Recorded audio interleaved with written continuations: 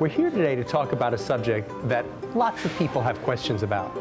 I get questions in my column and just in my business all the time from folks who are going through a divorce who have lots of questions about home ownership and how to deal with that with their divorce proceedings.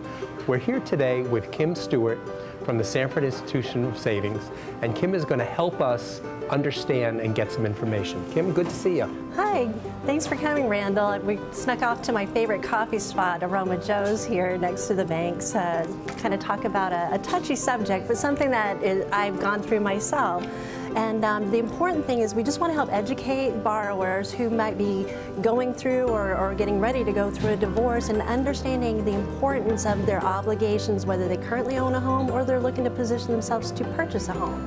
Mm-hmm. What kinds of things should homeowners be aware of when they're going through that process?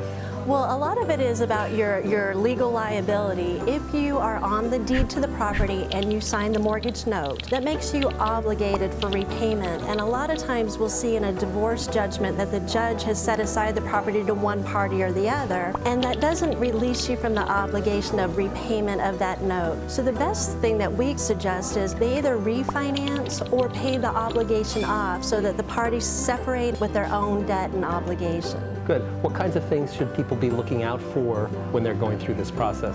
Well, I hate to do it, but a worst case scenario would be if parties did not get release from the obligation, but yet they deeded the property over and the other party stops making the payments. So now it's impacting your credit report. If it goes on to a foreclosure or a short sale, that too is going to impact. So you're going to live with that obligation and whatever that outcome and result is. I can't emphasize enough how important it is to get release from the obligation if you're not going to stay in the home.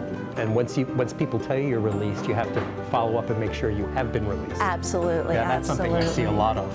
Another piece that we deal with a lot in the divorce is alimony and child support on the income side. You can use that income to qualify for another loan mortgage. However, the underwriting guidelines and parameters about documenting the receipt of that is very important. The guidelines are really strict in showing the documentation that you've been receiving that income for at least 12 consecutive months with no late in the frequency of the payment. So if you can prove that, you can use that to move forward in qualifying for a mortgage. Well, that's good. Well, Kim, thank you very much. Thank you, Randall. That was good. So we're here today with Kim Stewart from the Sanford Institution for Savings.